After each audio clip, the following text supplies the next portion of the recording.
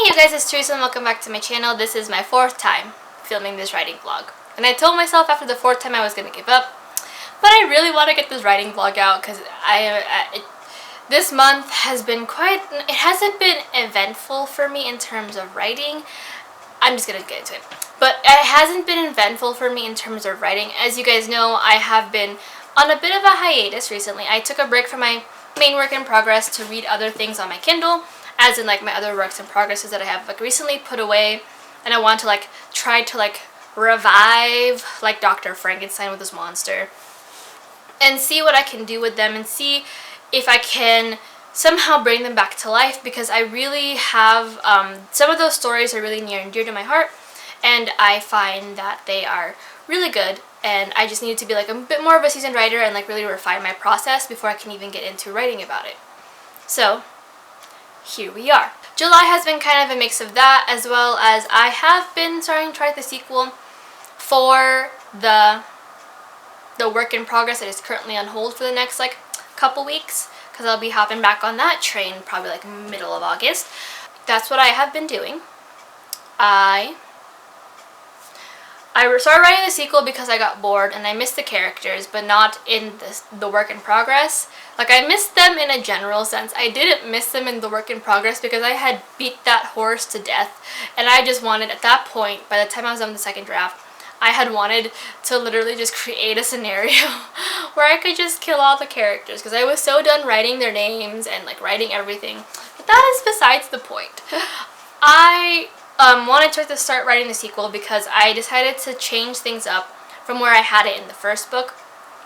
I wanted to spread it out a bit more.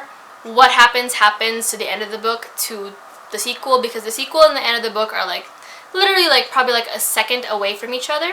That's a second, I guess. But the rest of the book is kind of a bit farther. And I changed it to where the characters are all kind of split up by the end of it, so that way we can see them all come back together and like really reconnect as a group afterward. But I didn't realize that, and now I want to write the sequel so that way I can like really hone in on it and figure it out and see kind of what I wanted to do with it. But that was in essence of what is going on. However, some good news. I am feeling really good about draft 3. I haven't even started it yet. That's a lie. I started it a couple weeks ago, but then I stopped myself. Keynote, stopped myself. Because I just wanted to like get the beginning lines of it done and over with, and I was like, oh, weight has lifted off my shoulders. But I stopped myself, and I don't know, I think it's because like all the notes I took and all the time that I decided to take to really sit down and hone in on what I wanted and what I wanted the characters to look like, how I wanted them to shape, and how the story was going to shape them for the past couple weeks, and even before I had finished the second draft, that it just feels really concrete now, and like, oh, panicking. And I can see myself querying with the third draft. I feel like I said that in the beginning where I was like, yeah, by the third or fourth draft I'm going to query. But now it feels really real to me, especially with how the characters are kind of just flowing and how easy it is for me to really just not mold them, but I know where they're going to go. I know what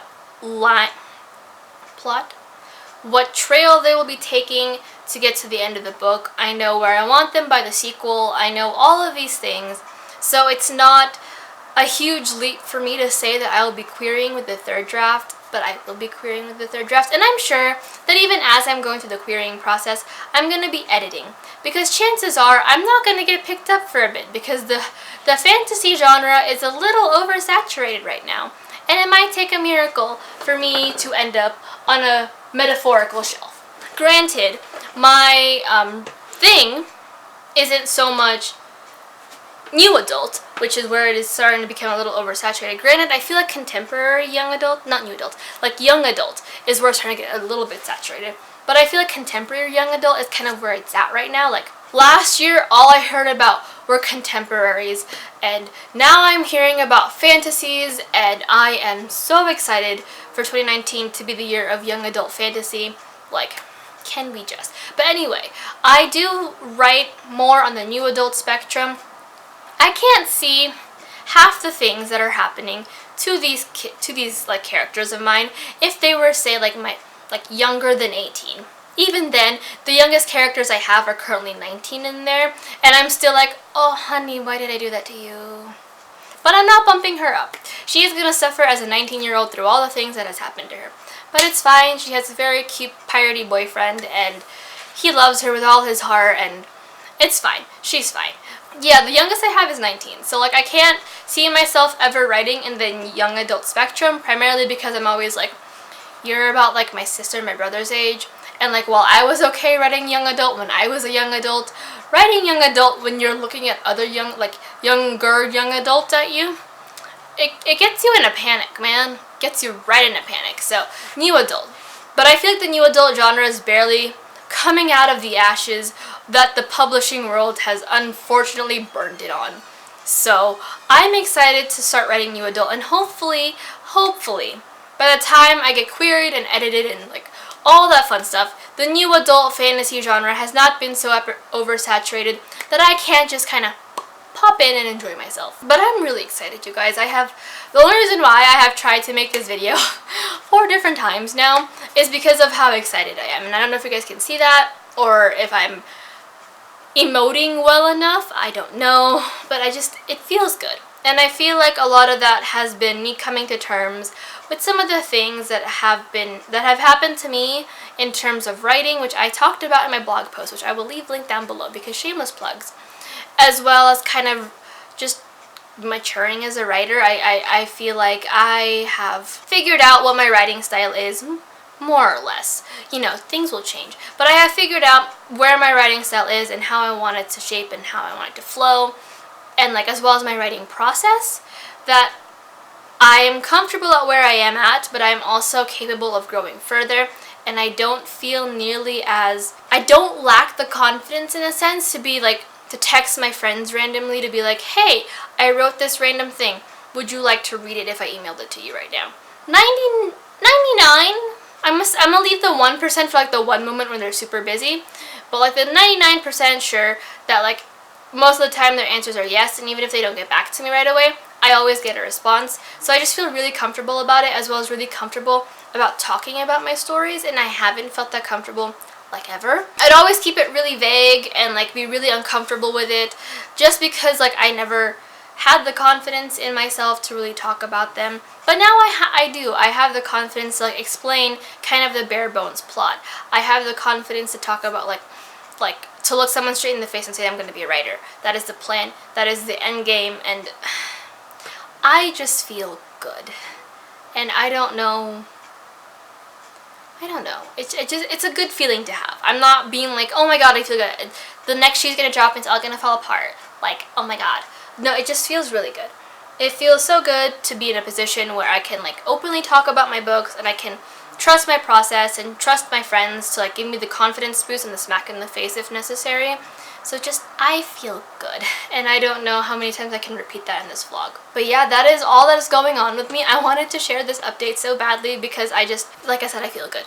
And it's been a long time since I have felt this great about my writing, about kind of everything really. So I just wanted to share that and put some good vibes out there. And like, if you are somehow in a rut with your writing or struggling with it, we're all there. We've all been there.